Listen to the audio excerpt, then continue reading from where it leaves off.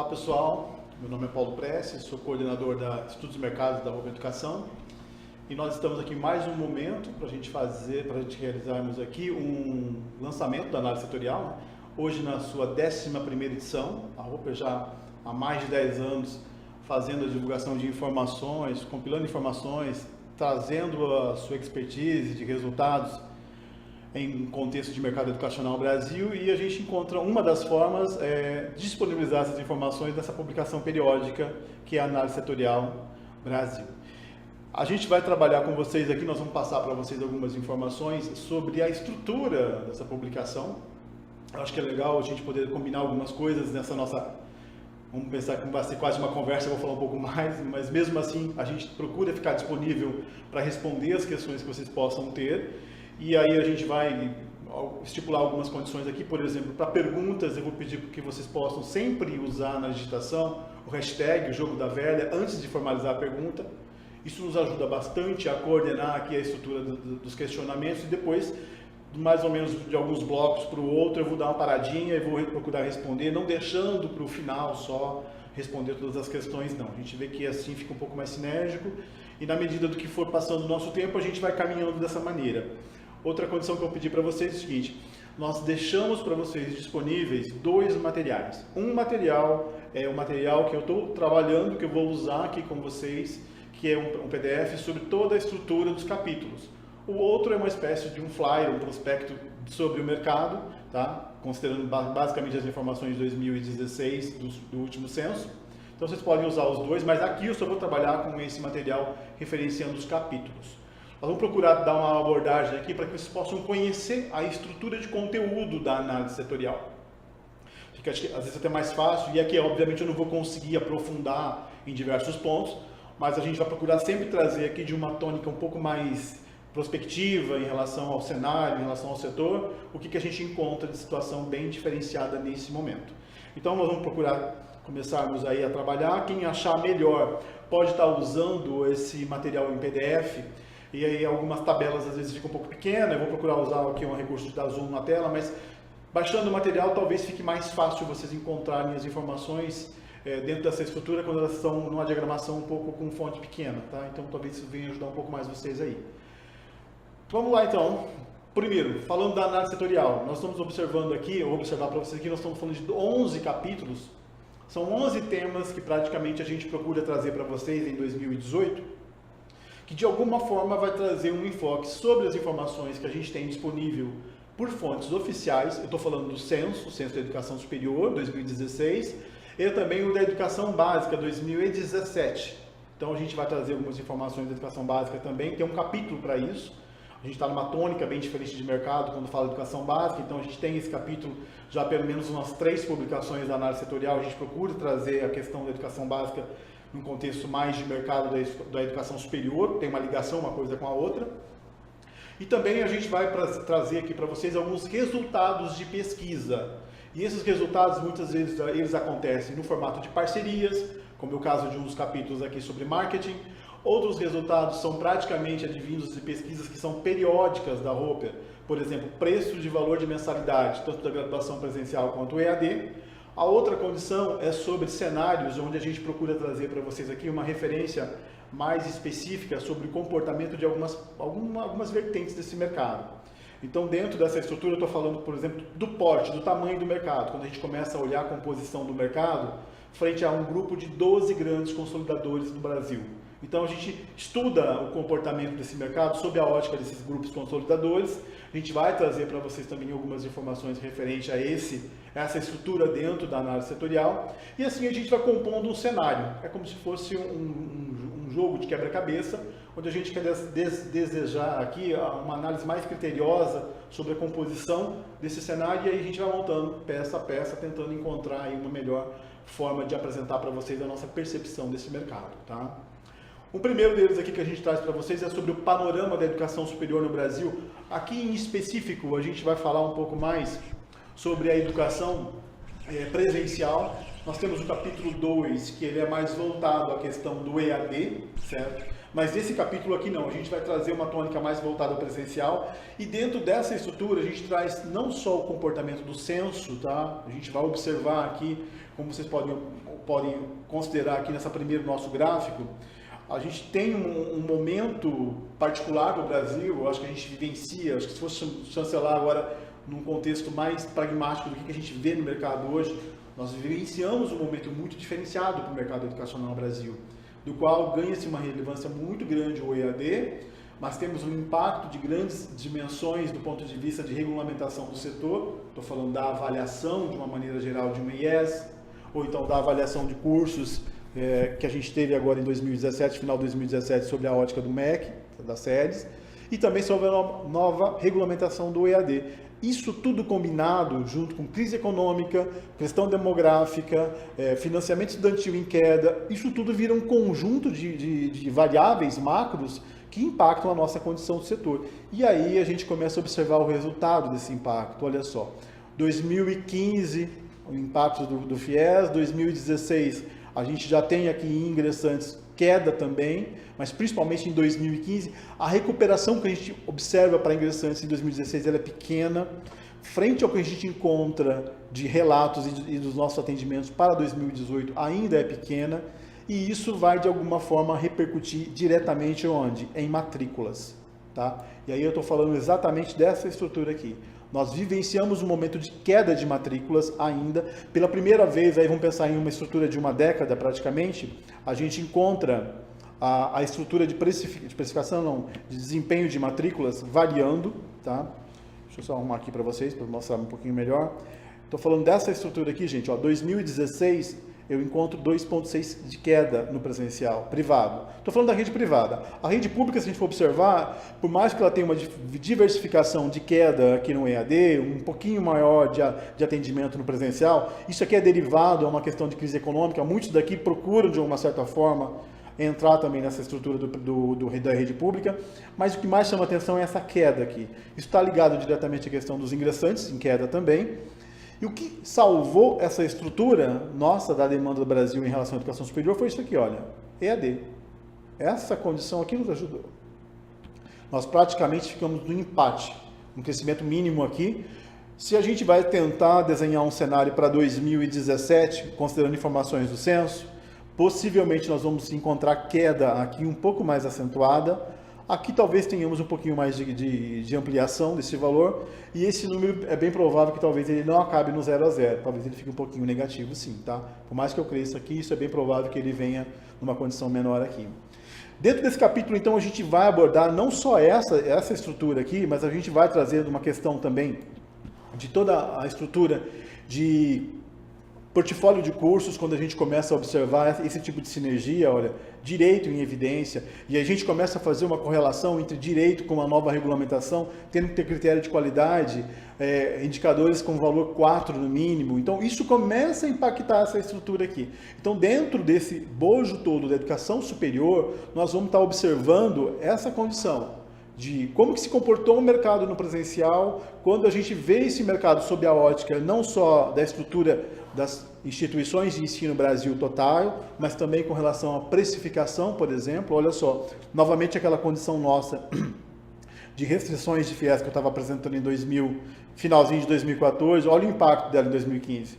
Eu tenho tem um vértice aqui em 2015, valores corrigidos, tá, pessoal, essa estrutura aqui, de 848 o valor de mensalidade do presencial.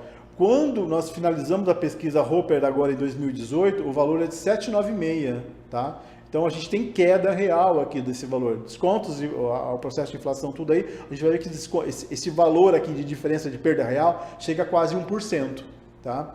Pode parecer pouco nesse valor de referência Brasil? Pode, mas se eu estratificar isso, pegar entre os cursos mais valorizados, os cursos mais caros, os mais baratos, eu vou ver que essa flutuação acontece de maneira diferente. Então, essa é uma estrutura que a gente procura trazer para vocês, e esse é um resultado que a gente procura configurar todos os ciclos aqui. Todo ano a gente realiza essa pesquisa, e a gente faz também essa pesquisa para o cenário da EAD.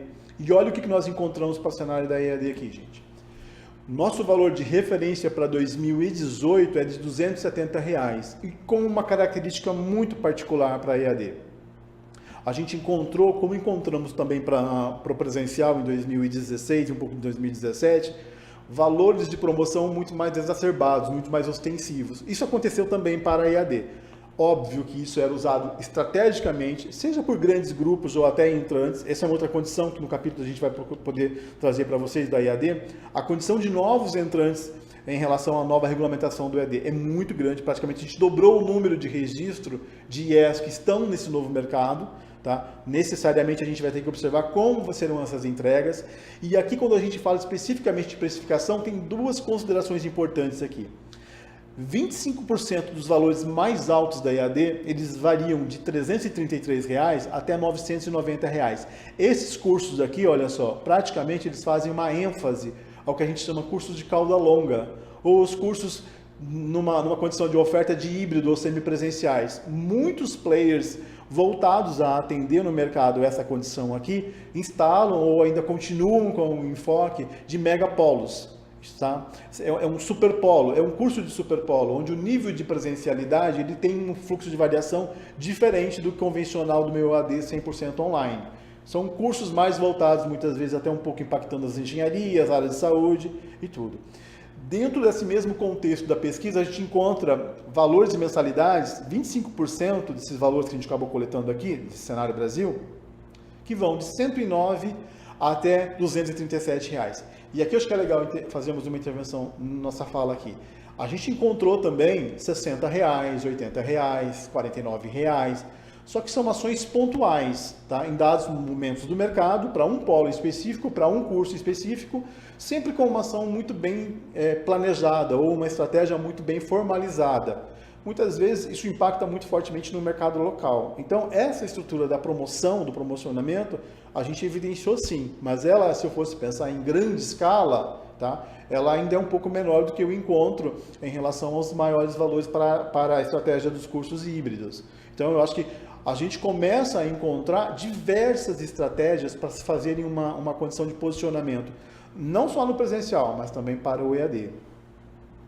Então vamos lá um pouquinho mais rápido aqui. Eu acho que dentro desse cenário aqui de capítulo 1, acho que é legal ressaltar que a gente vai encontrar para vocês aqui condições de prospecção desse cenário, como que a gente pode entender que esse cenário vai se comportar em 2020, 2022. A gente traz vários elementos aqui que podem desenhar essa fotografia de um futuro para o cenário mercadológico. A gente, inclusive, faz essa fotografia no contexto de desenharmos 2021 sobre as projeções de matrículas, tanto para o presencial, quanto para o EAD e quanto para a conjuntura toda da rede privada. Então, nesse capítulo, a gente traz esses resultados. O impacto do FIES e como que ele se configura nessa sequência de tempo também, a gente não vê essa mudança significativa na oferta do FIES. Vamos lembrar que a gente está passando por um ano bem de característico, onde nós temos um ano político, tá? Temos Copa também, então é um ano que do ponto de vista de investimento, de economia, a gente suscita ainda muitos elementos a serem melhorados para que a gente possa ter de uma maneira direta o aquecimento da educação superior como mercado, tá? A gente entende que para que esse mercado ele se possa se tornar aquecido, presencialidade, o mercado presencial, eu tenho que ter vários postos de trabalho sendo retomados na oferta, na amplitude desse mercado de trabalho. E a gente não vê isso acontecendo de maneira significativa. Então, dentro desse capítulo, a gente vai abordar bem essa temática. Quando que o mercado começa a ter uma retomada de crescimento, então? Quais são os principais pontos para isso? O que chama atenção nesses elementos? Tá? Então, essa estrutura permeia todo o contexto dos grupos desse capítulo. E a gente finaliza fazendo uma condição aqui em relação aos 12 grupos consolidadores. Praticamente, a gente está falando de um grupo de players do mercado que detém praticamente 36% do mercado, market share. Se a gente for ver receita, ele acaba flutuando um pouco diferente disso. Mas é um grupo que significativamente tem a sua condição de atuar no mercado estrategicamente, que impacta todos os outros players. Então, essa é a parte do capítulo 1. Quando a gente vai para o capítulo sobre a nova realidade do EAD, a gente vai observar que essa estrutura fica um pouquinho diferente em relação à própria estrutura de capítulo, mas a gente vai fazer a tônica de desenhar o cenário, de desenhar quem são os principais players, de observar o comportamento do perfil desse alunado, isso de maneira muito parecida. Eu acho que o que dá para a gente chamar a atenção aqui, e muitas vezes era questionado e havia uma busca por querermos entender, é qual era a participação da EAD se eu seccionasse o portfólio único, o portfólio que a EAD realmente atende e o portfólio da rede privada, presencial, que atende também. Porque às vezes a gente compara o EAD com o portfólio total da rede privada, que não temos o equivalente, por exemplo, medicina, área de saúde, dentro da EAD. Então fica desproporcional. Mas se eu recortar os mesmos cursos, o portfólio comum, olha o que acontece aqui nessa estrutura, gente. Olha só, em termos de ingressante, em 2014 isso representava quase 40%. 2015 cai para 38%. 2016, ingressantes praticamente nesse mesmo portfólio, eu estou falando que ingressou 43%. Tá? Então, em números de ingressantes, é significativa essa estrutura de portfólio. Tá? Quando eu vou para a parte de matrículas, aí eu vou observar o seguinte, mesmo conjunto de cursos hoje, da estrutura de ambos, na EAD ela já representa essa estrutura 24% em 2014, aumenta para 25,2% em 15, 26% em 2016, e a gente tem uma condição que parece que é 1,3% cadenciadamente aí a cada ciclo. Então, possivelmente, ela deve estar chegando já nos 28 aqui em 2018, mais ou menos, tá? Então, essa é uma estrutura que chama atenção, isso mostra a relevância da EAD, da estrutura que ela veio, e realmente veio de uma condição que a gente espera, até pelas estratégias mercadológicas que a gente observa hoje, que ela vem para ficar, tá? Então, essa é uma estrutura bem interessante a ser avaliada. Dentro ainda dessa condição, vale, acho que, chamar a atenção para um portfólio de EAD. Você que é um player que está entrando na EAD agora, inevitavelmente, os 10 primeiros cursos você vai acabar atuando, porque ele praticamente detém mais de 60% do share das receitas, de matrículas dessa estrutura de oferta. E olha, pedagogia, administração é praticamente as duas pontas. Lembrando ainda que a ADM cai em relação ao presencial e a gente vê uma sinergia muito grande desses alunos irem para a EAD. Então é uma estrutura que chama a atenção, esse tipo de condição aqui, ó, cíclica de fomento, de ampliação, tipo ciências contábeis. Educação física, aqui olha só, olha a condição de educação física como estratégico. Entra numa questão agora de constância. Tudo indica que um curso, seja no presencial ou no EAD, ele tenha ciclos. Então é cíclico o seu comportamento de demanda. Nessa estrutura, a gente viu em condição agora de uma economia mais complexa, os cursos da área de saúde, a Oper já trazia isso, eles entrariam em evidência, e foi o que aconteceu. Então, nessa movimentação de mudança de estrutura, por exemplo, econômica, pode ser que a retomada pelos cursos das engenharias seja talvez a grande bola da vez, num momento mais aquecido de economia. E assim, essa estrutura cíclica de cursos, ela vai se coliseando, tá? Ainda dentro do capítulo da EAD, a gente vai observar, é contemplado aqui, a questão das mudanças do perfil do aluno, a estrutura exclusiva de uma IES dentro da EAD, a questão do impacto do marco regulatório e uma estrutura que eu acho que é mais relevante a gente não perder o foco.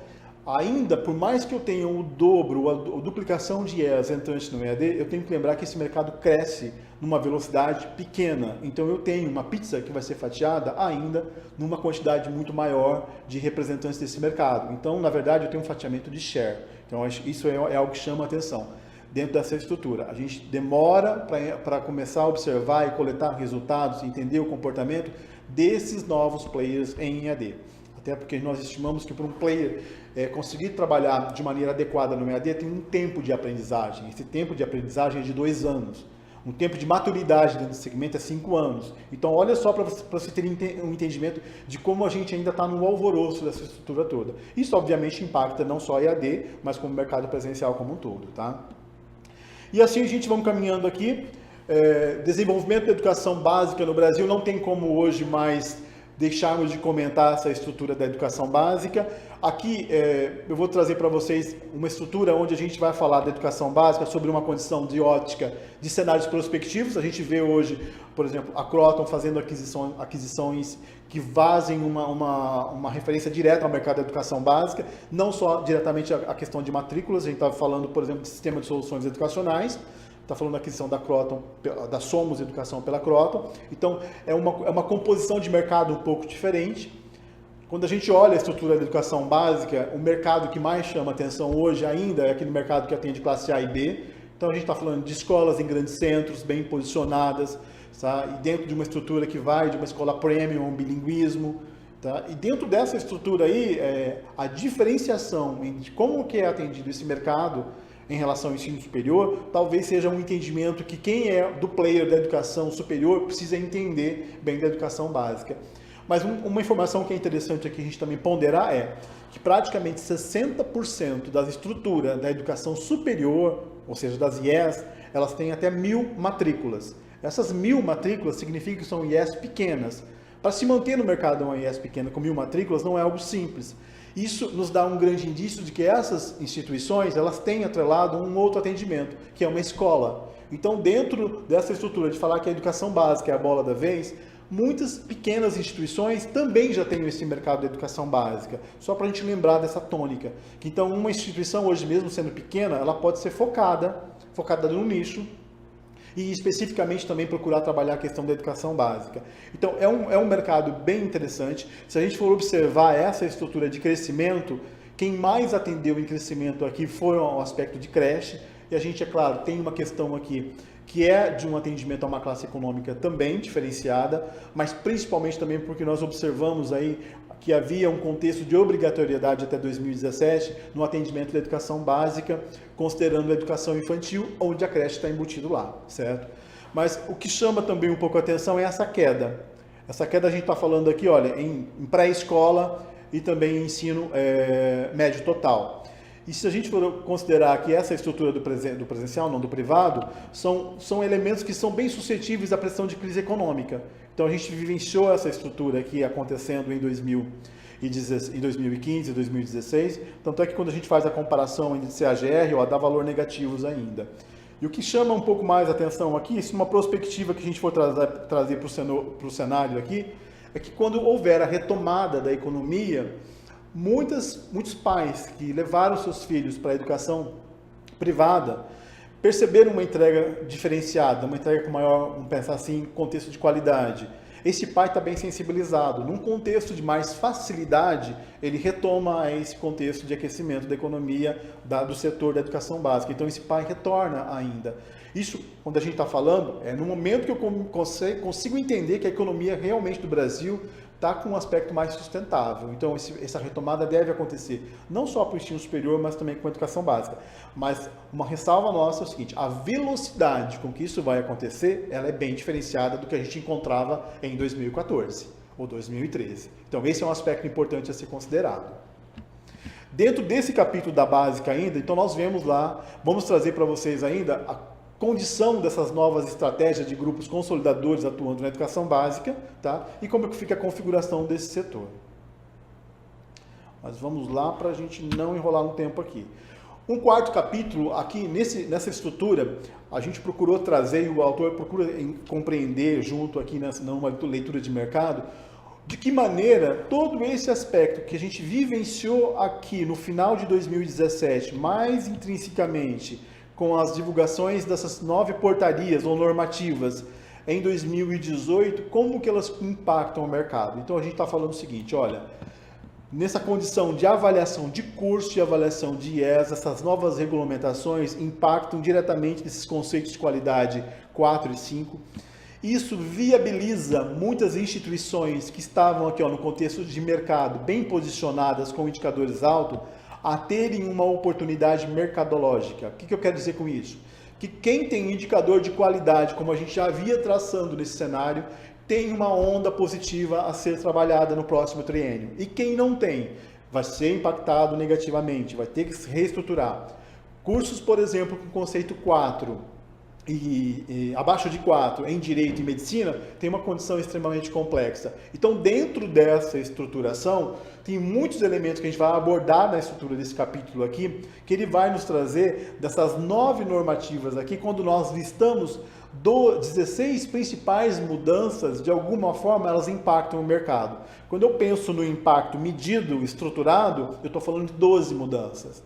O que eu quero dizer com isso então, Paulo? Significa o seguinte, por exemplo, se eu pegar um centro educacional, um centro de ensino, hoje com conceito IGC 4 e conceitos de curso 4, 5, ele tem uma oportunidade diferenciada à frente a um outro que não tem esse conceito de qualidade. Ele pode estar presente, atuando mercadologicamente, fora da sua região de abrangência configurada inicialmente. Então, são oportunidades iguais a essa que vai deixar um mercado extremamente mais competitivo e também necessitando de um olhar mais criterioso, profissional sobre a estrutura mercadológica da qual a IES está embutida. vivida, está vivenciando hoje. Então, aquelas análises de mercado que referencialmente se fazia no passado, há 2, 3 anos aí, elas perdem um pouco o seu nível de eficácia agora.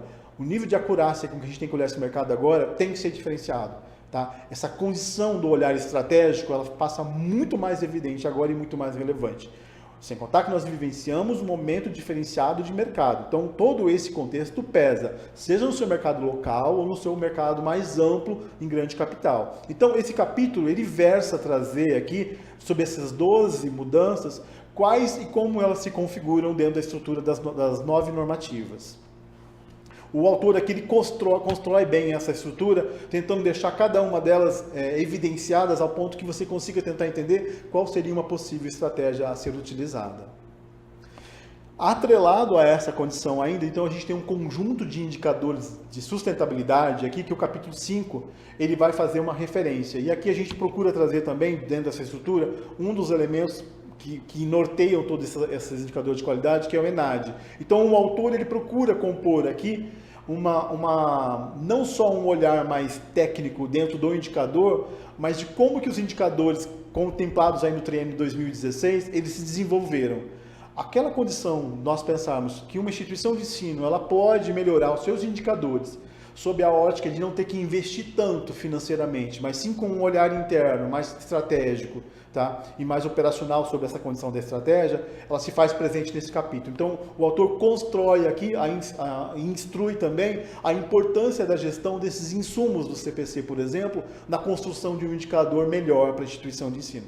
Lembrando ainda mais que essa construção agora ela é mais do que relevante, porque a gente vivencia um momento onde o MEC nos cobra isso com mais avidez, nos cobra isso com mais rigor. Então essa estrutura dos indicadores de qualidade aqui, da forma que ela é delineada, ela nos facilita esse entendimento estratégico de como eu posso melhorar esses indicadores. E ainda dentro dessa estruturação, se a gente for pensar de como que isso se comporta em alguns cursos específicos, a gente escolheu um curso aqui em específico, onde 2 autores vão trabalhar dentro desse ambiente que é o atendimento pela área do direito. Tá? Em muitos casos, é um curso super rentável, uma vaca leiteira dentro do portfólio de cursos. E dentro dessa composição, os autores vão trazer para a gente elementos que viabilizam o entendimento de quais são os impactos não só da mudança, tá? Mas também como se pode entender as questões de sustentabilidade desses cursos, a gestão, por exemplo, do acervo bibliográfico, como ela pode ser composta hoje, as recomendações de boas práticas que se encontram na estruturação desse mercado. Eu acho que o mais interessante ainda a gente observar é o seguinte, muitas vezes nessa estrutura, a gente tem o curso de Direito não só como sendo uma estruturação de atendimento de receita dentro da instituição, mas também de posicionamento estratégico mercadológico. Tem uma condição dessa estrutura. E essa, muitas vezes, passa por níveis de aprovação. Ter um curso de Direito com conceitos de qualidade pelo MEC, sendo esses conceitos altos, isso vai ser muito estratégico também nesse novo contexto. Lembrando que 2 cursos passam por uma restrição bem específica, é Direito e Medicina, onde os conceitos deixam de ser 3, passam a ser conceito 4, maior ou igual a 4, a necessidade agora, tá? Então, dentro dessa estruturação, aí vale entender bem a estrutura desses impactos, vale de uma forma geral entender a gestão estratégica de um curso de Direito e nesse contexto, nesse bojo como completo aqui, os autores procuram dar essa tônica, procuram trazer quais são essas características da graduação do Direito e do portfólio dentro de uma estrutura da própria instituição de ensino, tá? E ainda, vamos avançando um pouco mais aqui, gente. Deixa eu só ver uma questão, se eu tenho muitas perguntas aqui. Eu vou dar uma paradinha rapidinho para a gente responder algumas questões de perguntas, antes de entrar no capítulo 7, que vai falar sobre uma questão de divisão de pesquisa Roper aqui, então, para a gente poder trabalhar a pesquisa. Só um minutinho que eu vou pegar algumas questões. Tem como eu ampliar só um pouquinho aqui?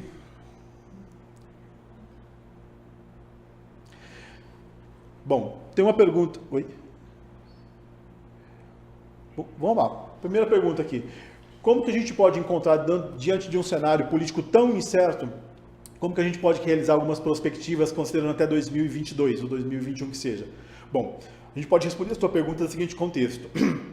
Tem uma metodologia para a gente poder trabalhar numa condição igual a essa. A gente contempla uma metodologia dessa, elencando um conjunto de premissas.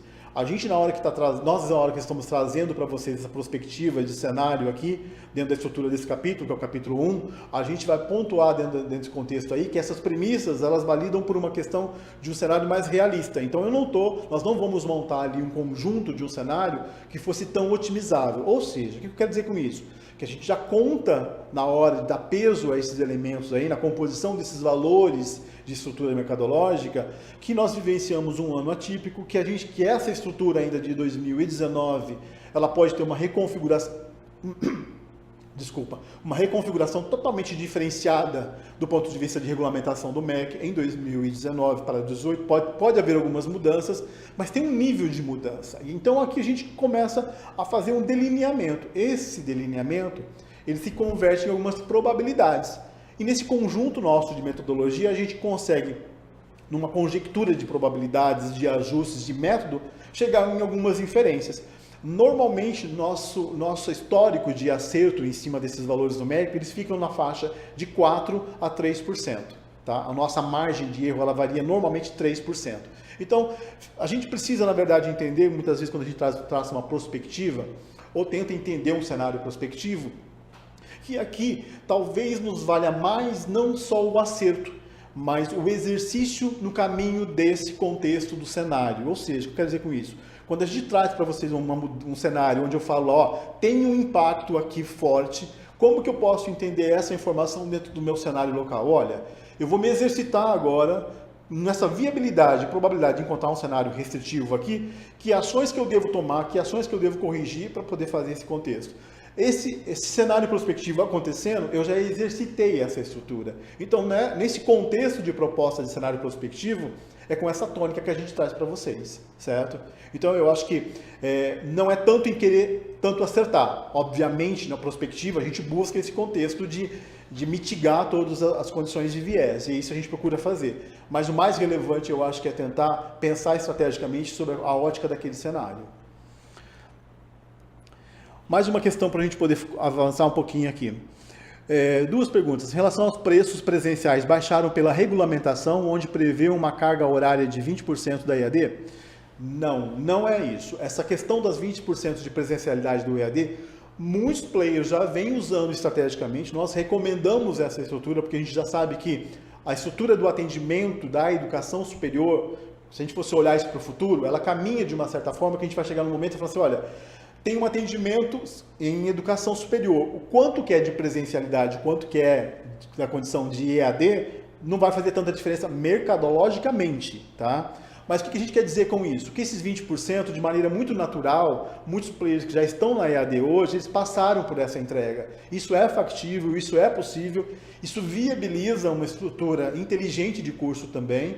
Isso, na estrutura de receita do curso, também ela traz uma sustentabilidade interessante para a instituição e em nenhum momento isso denigre ou impacta de forma negativa a qualidade da instituição, da entrega do curso, tá? Muito pelo contrário. Então essa precificação de queda, ela tem mais uma vertente de concorrência cerrada do que os 20%, tá? Então acho que o principal elemento é concorrência de preço mesmo, certo? Esse é um dos principais elementos. Vamos lá para mais uma pergunta, depois a gente vai na sequência aqui. Quais as principais mudanças institucionais, ou de uma maneira ampla, influenciaram o aumento da EAD? Olha, entender a ampliação do fomento da EAD hoje no Brasil, eu acho que passa por um contexto que é realmente de impacto econômico, tá? Nós temos uma parcela da população que parou de consumir educação superior porque ficou caro e não tem o financiamento estudantil. Uma opção é eu fazer a vertente do EAD, mas o que é mais interessante ainda, que a gente vinha observando e medindo nessa estrutura de tempo, a condição da aceitabilidade da EAD, ela ampliou, ela melhorou. Então, as entregas que são feitas com o EAD, até pelo nível de maturidade de boa parte desses players que estão no mercado, mesmo entendendo que existe uma concentração desse mercado, ela é melhor hoje, as plataformas são melhores, os recursos tecnológicos do ponto de vista de metodologias de ensino são melhores. Então essa estrutura toda, tecnologicamente hoje falando, está mais fácil esse acesso para o aluno da EAD. Então eu acho que isso é um blend, é um conjunto de elementos que viabilizam essa tônica da EAD. Óbvio que isso tem um limite, para tudo tem um limite. Como que se comporta essa estrutura da EAD quando a gente tiver um reaquecimento do presencial, por exemplo? Será que é diferente? a gente entende que talvez ela dê uma constância no crescimento e depois a outra venha se equiparar. Eu acho que o mais importante é a gente lembrar o seguinte, nós vamos ter um momento de melhoria sim, mas esse momento vai acontecer numa velocidade diferente do que a gente vinha conhecendo antes. Eu acho que talvez o principal impacto que a gente venha ter que resolver ou entender é como que nós vamos resolver a questão dos alunos que eram atendidos pelo FIES, por exemplo, vão gradativamente, escalonadamente, saindo do ensino superior, mas eles não vão entrando no mesmo fluxo, no mesmo contexto. Lembrando que a gente está falando de um FIES que atende hoje 300 mil novos contratos. Então, na medida que eu vou atendendo os contratos antigos, eu vou saindo com esses alunos da base, eles vão concluindo. Então, isso faz com que essa base fique um pouco menor. Então, aquelas taxas de cobertura que a gente tanto via gradativamente, mesmo que fossem a pequenas constantes sendo ampliadas, a gente vai ver elas ficando numa constante ou até negativas. Tá? Então, essa talvez seja um dos desafios nossos aí na nossa nova composição do cenário. Por isso que vocês vão encontrar a nossa projeção lá, algumas quedas ainda no cenário futuro. Mas vamos para o nosso tempo voltar para a gente trabalhar a nossa apresentação dos capítulos, depois a gente guarda mais um tempinho para o final.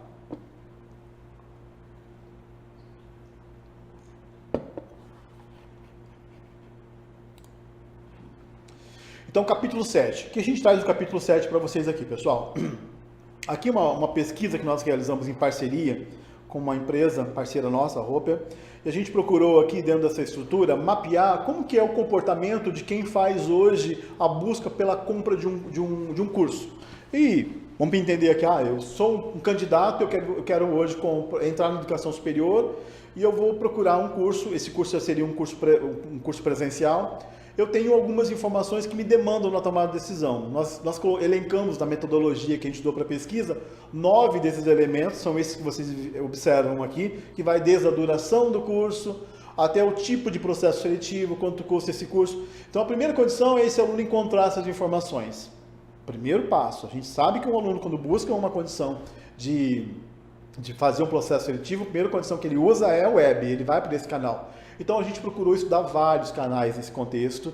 Na pesquisa, nesse capítulo, vocês vão encontrar não só o resultado da pesquisa, mas também sobre a ótica de 2 consultores nossos de marketing da Roper, como que a gente entende esse contexto dos resultados no dia a dia da instituição de ensino. Mas o que é importante a gente entender aqui é o seguinte, no resultado dessa pesquisa, praticamente a gente classificou isso num grupo de sucesso e um grupo de fracasso. Isso, sucesso aqui era aquele grupo que conseguia e consegue deixar as informações disponíveis para que o seu possível prospect, o seu candidato, ele encontre a informação e faça a tomada de decisão. Olha só, gente, num rol aí que a gente está fazendo uma pesquisa Brasil, 48% estão classificadas como sucesso. 52% das instituições que nós acessamos, foram mais de 250 instituições, tá?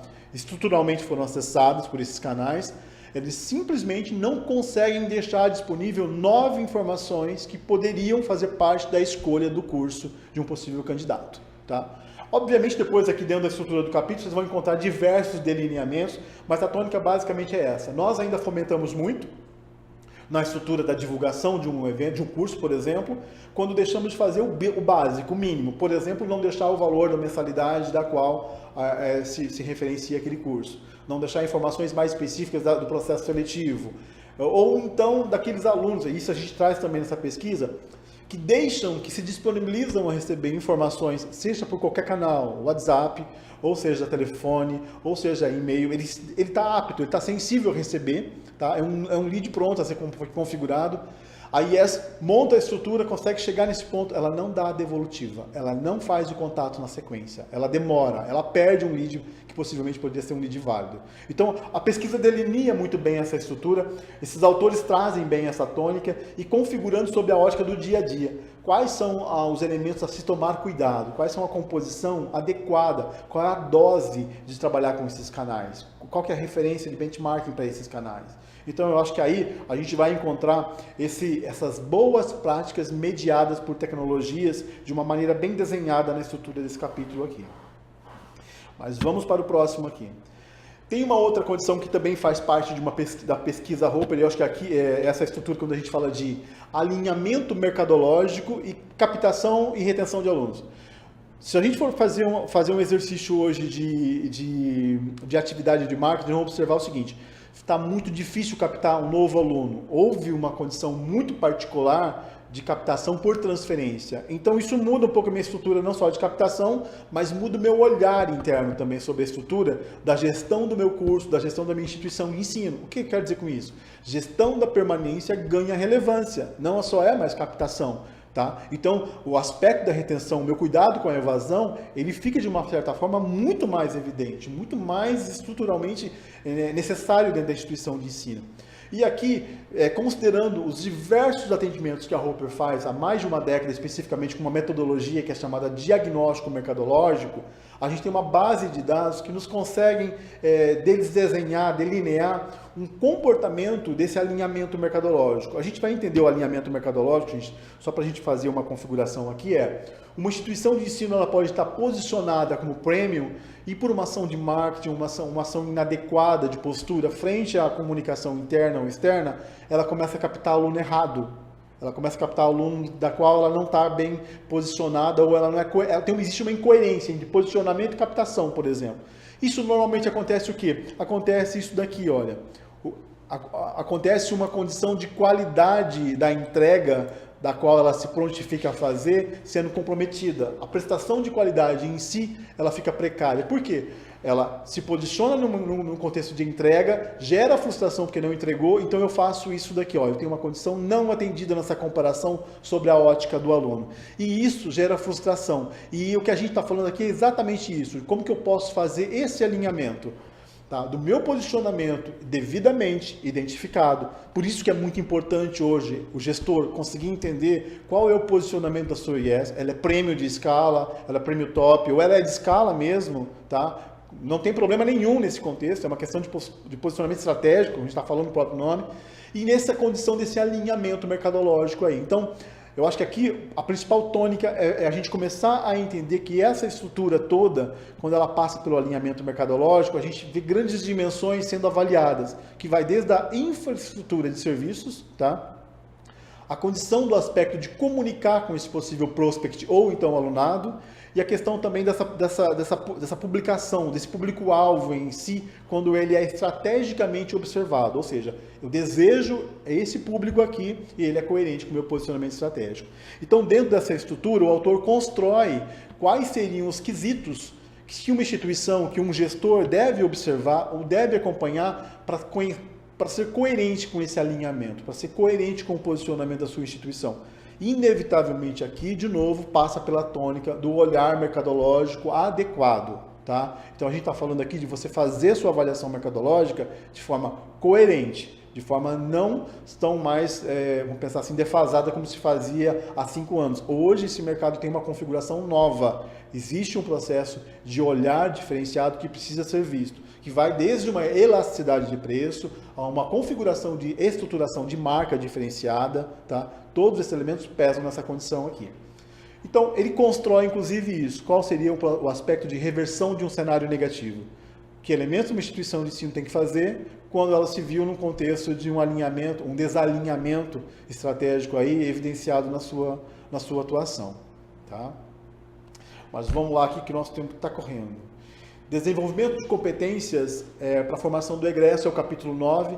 Nesse contexto, a nossa pesquisadora aqui, essa consultora, ela traz um contexto onde, se nós observarmos hoje uma grande demanda do mercado, vamos pensar assim, do contexto mercadológico de indústria, quando ela encontra uma necessidade, muitas vezes, a academia, ou seja, a faculdade, a universidade, ela não atende exatamente a qualificação desse possível egresso. Então, a gente está querendo trazer aqui para vocês, nesse capítulo, a relevância da gente observar as competências do egresso e de que maneira pode ser feito isso. Então, ela faz um cotejo aqui entre essa estrutura de currículo por competências e um currículo convencional.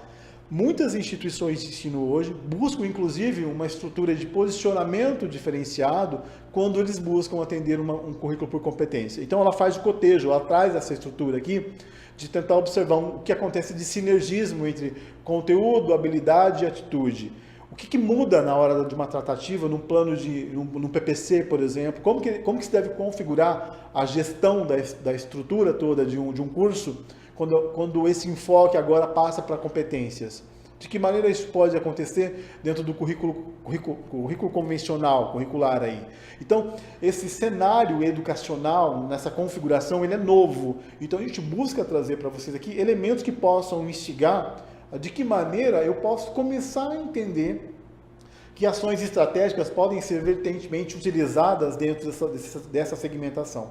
Então, tem vários elementos aqui que se a gente for pensar, eles partem mais do aspecto estratégico da gestão. Tá? Eu posso fazer por competência, de que maneira isso acontece de uma virada, essa chave, você vira ela de que forma dentro de um curso? É gradativo? Os documentos institucionais são retificados de que maneira? Então, tudo isso a gente procura trazer dentro dessa estrutura de capítulo para vocês poderem ter uma referência um pouco mais ajustada em relação a essa realidade nova aí. Tem um outro elemento também que chama muito atenção aqui, quando a gente vivencia aspectos de crise, e esses aspectos de crise impactam muitas vezes no nosso processo de captação, mas também que já teve aí pelo menos uma década anterior aí um aspecto que chamava muita atenção quando a gente falava, existe um estoque de aluno ainda. Dentro dessa estoque de alunos que a gente for observar aí, a gente vai conseguir entender algumas nuances, tá? Realmente nós tivemos uma condição que eu vou ver se consigo mostrar para vocês aqui, que é essa daqui, que está evidenciando para a gente aqui. Olha só, deixa eu mostrar para vocês aqui essa estrutura. Em 2008, aqui praticamente, nós tivemos uma condição onde o número de concluintes do ensino médio regular, é o que está em azul aqui, ele vem nessa constante. Olha o que acontece aqui, olha. 2007, eu tenho ingressantes na modalidade presencial, EAD, ou seja, ingressantes do ensino superior. Essas duas curvas aqui, esses dois modelos lineares aqui, eles começam o quê? Eles têm um ponto de interseção. Isso chamou muita atenção nossa, porque eu tinha um aluno vindo de algum momento diferenciado que não era exatamente do ensino médio regular. Ou seja, ele não saiu exatamente do ensino médio regular agora. Obviamente, a gente sabe que esse comportamento não é nesse contexto. Para vocês terem uma referência, tá? Em pesquisas nossas aqui, e também com algumas bases de INEP, a gente consegue observar o seguinte, que dentro de um ciclo para o outro, até um ano depois do aluno formado no ensino médio, 30% dele vai para o ensino superior, independente se é presencial ou EAD. Então, 30% vai. Se a gente vai escalonando isso até 3 anos, praticamente vai quase 50%. 4 anos, isso vai para quase 60%. Então, a gente tem uma condição diferente aqui quando a gente tenta olhar essa estrutura, que é, eu tenho, de alguma forma, uma espécie de volume de alunos que faz um rodízio nessa estrutura. Então, a proposta aqui, como sempre havia uma demanda em tentar entender esse número, é que a gente procurou desenhar um modelo. Então, o autor aqui, ele procura trazer esse modelo, ele procura colocar em questionamento essa estrutura.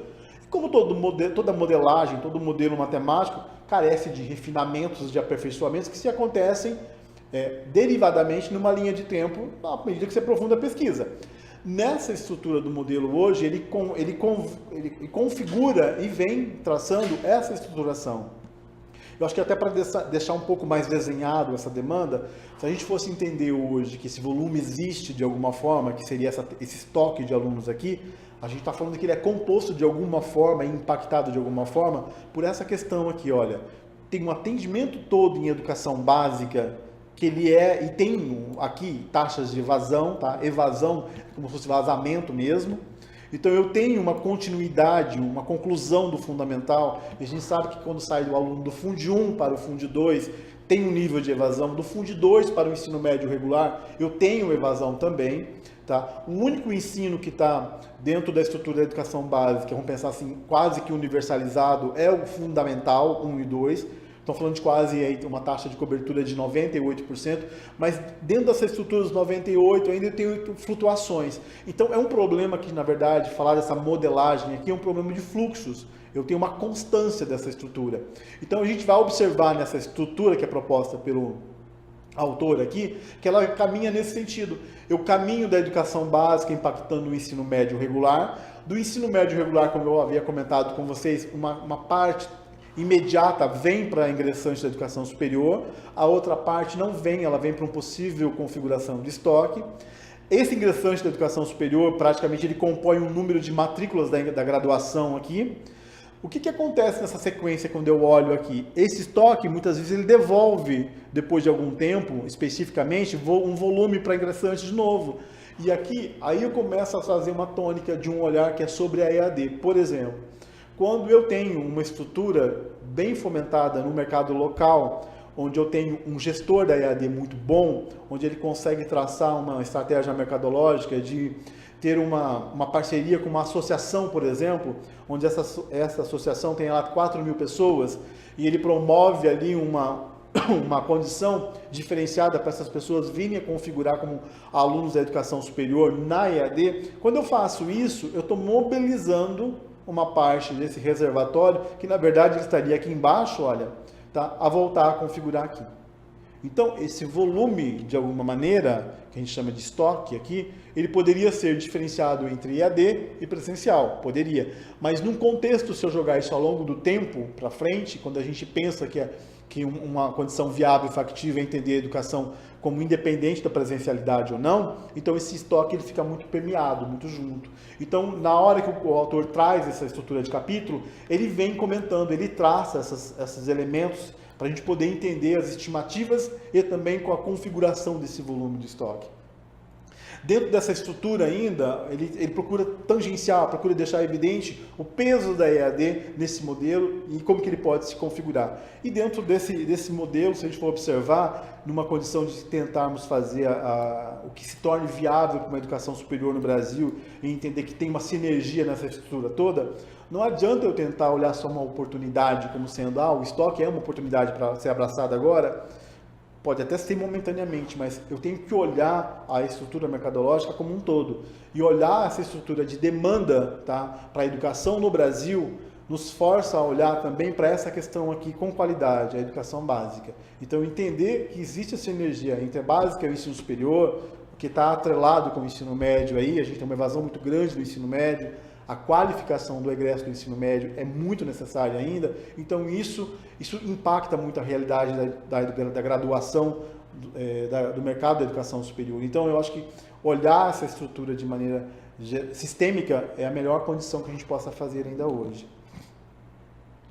E a gente vai avançar aqui um pouquinho mais, no nosso último capítulo que a gente procura trazer para vocês como referência, é que dentro dessa estrutura de participar do mercado educacional no Brasil hoje, a gente vai observar que existem configurações, onde muitas vezes eu tenho uma instituição de ensino que ela tem um norte muito bem definido.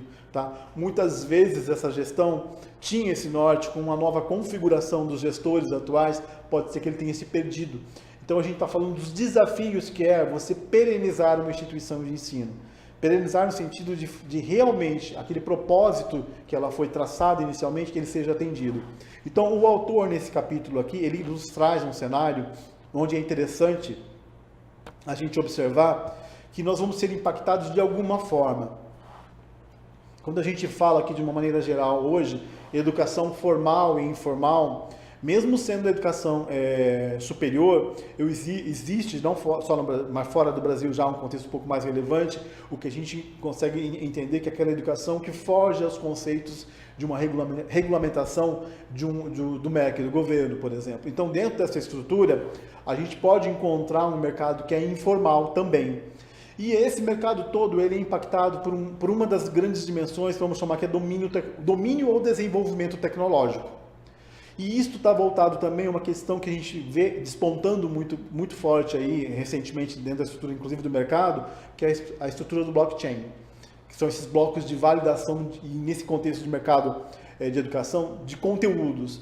Então, quando a gente faz essa estruturação e vê ainda um alinhamento mercadológico como oportunidade, coloca esse negócio para rodar aqui, a gente está falando que existem oportunidades que fogem à configuração normal do que é ter uma instituição que atenda simplesmente aluno por receita. Ele procura trazer essa estruturação dentro do capítulo, trazendo ao nível de reflexão que a gente possa fazer um extrapolamento, sair do nosso conceito de modelo de negócio, onde eu estou olhando somente receita, considerando a atuação do aluno em sala de aula só. Então, é uma configuração bem relevante, mas ele vai além disso quando ele nos traz e nos apresenta uma estrutura, e essa estrutura que a gente traz para vocês aqui, ela tem muito a ver com a atuação da Roper em suas mais de 2 décadas de atuação no mercado, que é o ciclo de perenização da instituição de ensino, ou de uma IES.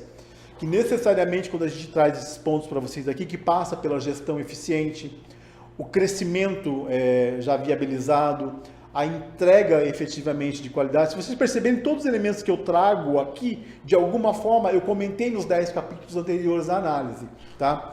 Falo da saúde financeira, do posicionamento dessa estrutura acadêmica, não só acadêmica, mercadológica, dessa instituição de ensino frente ao seu mercado, mas o que chama atenção são esses 2 últimos aqui.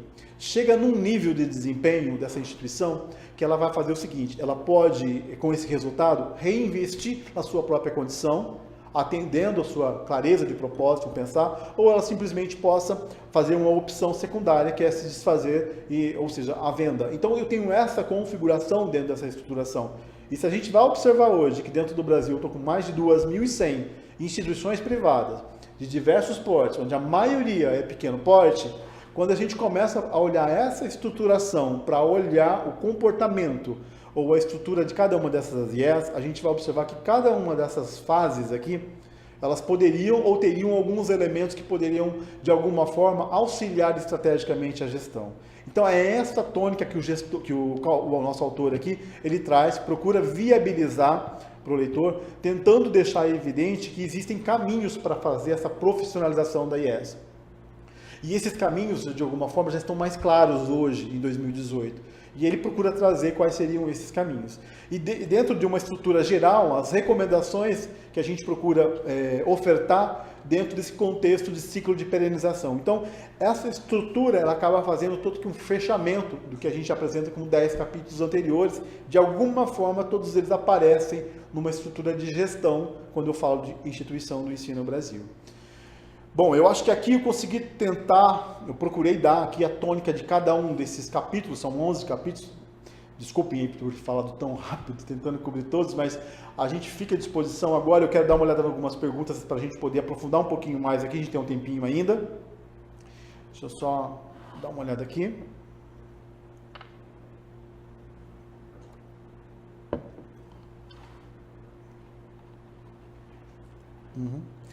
Deixa eu pegar aqui, gente, só um minutinho.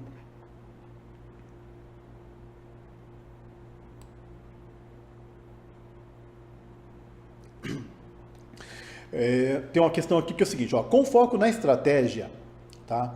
Qual o impacto, o novo marco regulatório da inovação sobre a competitividade da instituição de ensino diante da qualidade e bons conceitos MEC? Eu acho que aqui, selecionei sua pergunta aqui porque ela tem uma derivação com várias outras aqui, e eu acho que ela sintetiza muito o momento que a gente vivencia no mercado hoje, tá? Vamos fazer uma síntese do que a gente vivencia hoje. A gente ainda tem um rescaldo muito forte de crise econômica, a gente não voltou, a gente ainda tem um decrescimento do presencial, a gente espera isso. A nossa captação, se a gente observar a captação 2018 e 2017, quando a gente fala de muitas informações aqui, a gente está falando do censo, né? 2016, mas 2017 a gente já tem uma percepção de crescimento de mercado. Praticamente ela não se ampliou tanto assim. Então, quando a gente fala desses conceitos de qualidade e regulamentação do MEC, se você parar para avaliar o quanto que ele vai impactar na sua realidade local, no mercado local, a gente vai entender duas coisas.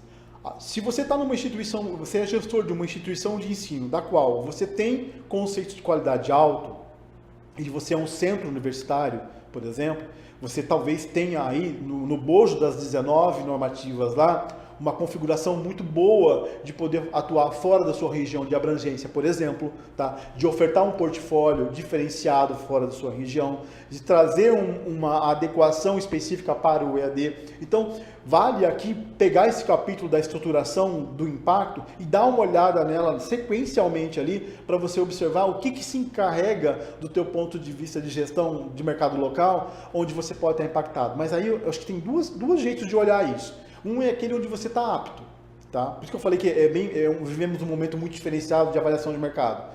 Beleza? Eu posso usar de tal estratégia da melhor maneira possível para esse meu mercado local, e até um pouco bem além da minha região de abrangência. Mas eu tenho que ficar atento também que muitos outros estão fazendo nesse momento o mesmo exercício que você está fazendo. Tá? Então, eu tentaria hoje desenhar isso de dois perfis de gestor hoje. Aquele gestor que está avaliando o mercado, que ele está consciente dessa estruturação, que está impactando. E quando a gente está falando de acadêmico aqui, eu não estou falando de um acadêmico isento do impacto mercadológico. Eu estou falando de um acadêmico quando eu faço um olhar interno, onde eu deixo as minhas estruturas acadêmicas realmente fazendo uma entrega de qualidade, porque isso impacta e isso realmente é até mais estratégico. Simplesmente a gente tentar fazer isso já é uma ação estratégica, e a outra é como que eu vou usar os indicadores que eu tenho, já bons, durante esse próximo triênio, frente ao meu concorrente, que ele pode ter indicadores bons também, mas não ter ainda uma iniciativa estratégica, ou eu posso ter o meu concorrente de uma maneira mais vulnerável, ele não tem esse indicador estratégico. E aí ele vai ter que se explicar em fazer essas adequações. Esse é o contexto. Agora, o mais complexo é quando eu sou esse outro, que eu não tenho os meus indicadores de qualidade tão bons assim. A gente observa hoje que no Brasil, por exemplo, 253 cursos de direito, que é um curso que é uma vaca leiteira dentro do portfólio, eles estão com o conceito 3. Essas 253 instituições, elas têm problemas sérios. Elas vão ter que rever esse quadro, elas vão ter que reverter essa condição. Tá? A gente está falando de um cenário complexo agora. É mais ou menos quase que eu vou trazer esse para o meu paralelo, que era o conceito 2 para um curso, onde eu tenho protocolo de compromisso, onde eu tenho 1 ano para fazer adequações estratégicas. Então eu acho que dentro desse conceito aí de contabilizar essa estrutura de estratégia, tá mais, eu diria que é mais esse momento. Gestor, avalia a sua condição, seus indicadores são bons, qual a sua perspectiva mercadológica para os seus indicadores? Eles vão continuar bons ou eles não vão? Então, esse olhar interno é necessário, esse olhar externo também. Então, não dá para fazer, esse é um momento que talvez a condição mais negativa seria eu ter indicadores ruins, não ter espaço mental para pensar sobre como eu agilizo eles e nem cuidar do meu mercado. Então, eu acho que aí tenho que parar e reestruturar. Como que eu estou internamente, né, do ponto de vista acadêmico, com meus indicadores, e como o mercado está, talvez fosse a visão mais emergencial que eu faria se fosse o contexto. Obviamente, quando eu falo dessa visão externa, eu estou falando de visão de mercado sob a ótica do acadêmico, tá? Mas vamos lá, mais uma questão aqui.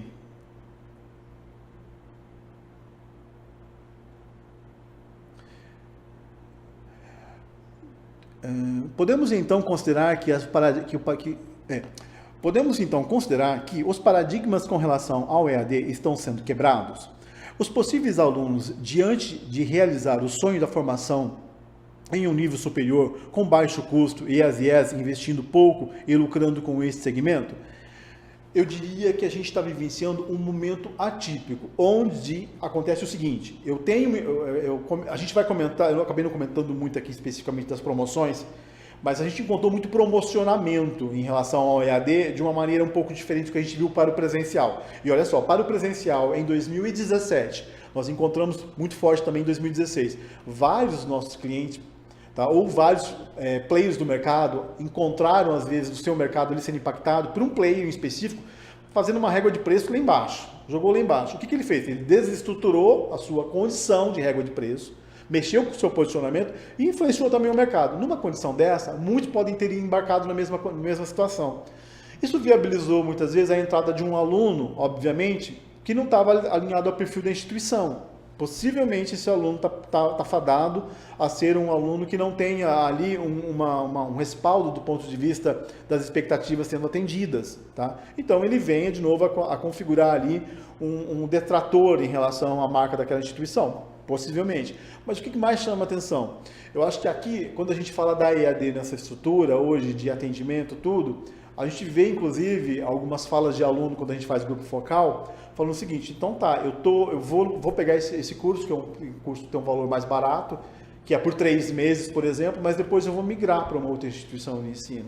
Então, o próprio gestor, quando ele estiver pensando numa estratégia igual a essa, ele tem que estar atento a essas possibilidades.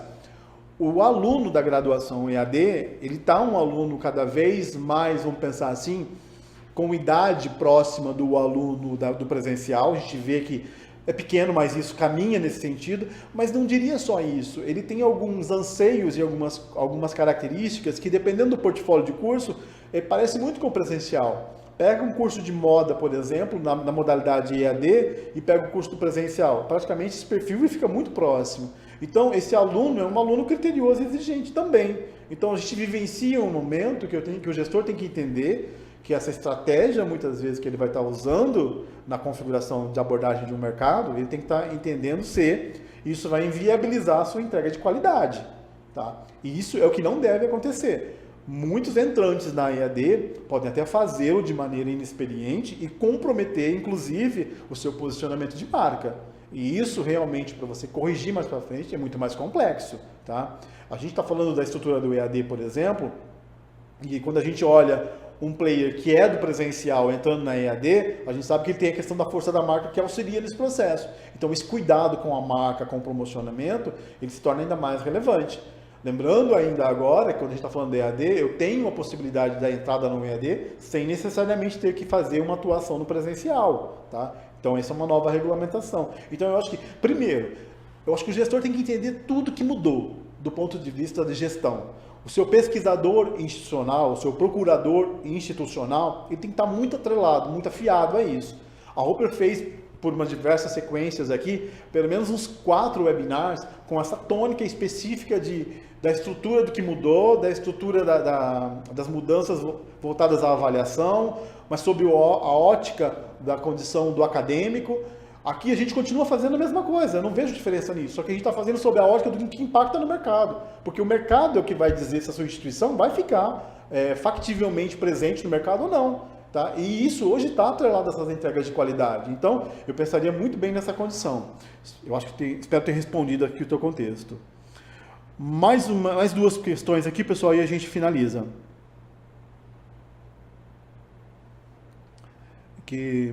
A inovação versus qualidade do ensino nos polos. Inovação versus qualidade de ensino nos polos. Como você visualiza a estratégia para essa combinação dar certo? Eu acho que a primeira condição aqui, se eu sou um player entrante, eu tenho que ter certeza de que o meu processo, que é o processo da atuação no EAD, ele vai estar sendo coerente com o que eu estou buscando de modelo de negócio. Por que eu estou falando isso? Bom, primeiro eu tenho que saber que eu vou me posicionar onde? Até 2 ciclos, por exemplo, eu não tinha um player posicionado premium tentando fazer a oferta do EAD. Hoje eu já tenho isso. Então, ele tem um posicionamento. Então, eu não posso entender que a EAD ela é igual para todo mundo. O meu modelo de EAD, por mais que ele seja posicionado premium ou não premium, por características da minha marca, do meu posicionamento local, do meu mercado local, ele vai diferir. Eu tenho ações que são parecidas, mas são ações. O meu modelo estratégico tem que ser bem diferente. O meu quesito inovação, se eu entender inovação aqui como sendo uma estrutura de megapolo ou de superpolo, eu acho que ele tem que estar atrelado a observar um elemento comum aqui, que é eu conseguir efetivamente atender o aluno com qualidade. Se eu conseguir resolver essa equação, eu estou atendendo meu aluno com qualidade e estou fazendo o meu modelo ficar viável financeiramente, eu vou ter muito menos risco. Tá? E isso passa por eu ter um modelo que seja coerente com o que eu estou propondo. E nessa estrutura de conhecimento, eu acho que vale muito do gestor conhecer outros modelos, visitar instituições. Tá? Existe um referencial de network que eu acho que tem que ser muito utilizado entre as instituições. Isso eu acho que é muito factível, essa troca de experiência. Então eu acho que nesse nível de inovação e qualidade, eu inovaria, sim, dentro desse contexto. Eu acho que é necessário, mas a inovação com relativa flexibilidade, simplicidade no contexto de atender o que eu estou me propondo, tá? De atender esse contexto que eu estou buscando ter para o meu modelo de EAD. Eu acho que ele tem que atender essa condição. Eu acho que onde a premissa principal é o meu aluno tem que ser garantida a condição da entrega de qualidade da qual ele não evada, da condição que ele fique.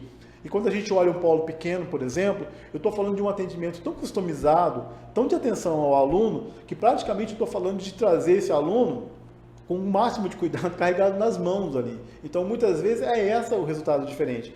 Às vezes, essa é uma ação que um grande polo não consegue fazer, mas é a ação que um polo menor ou um player menor pode fazer.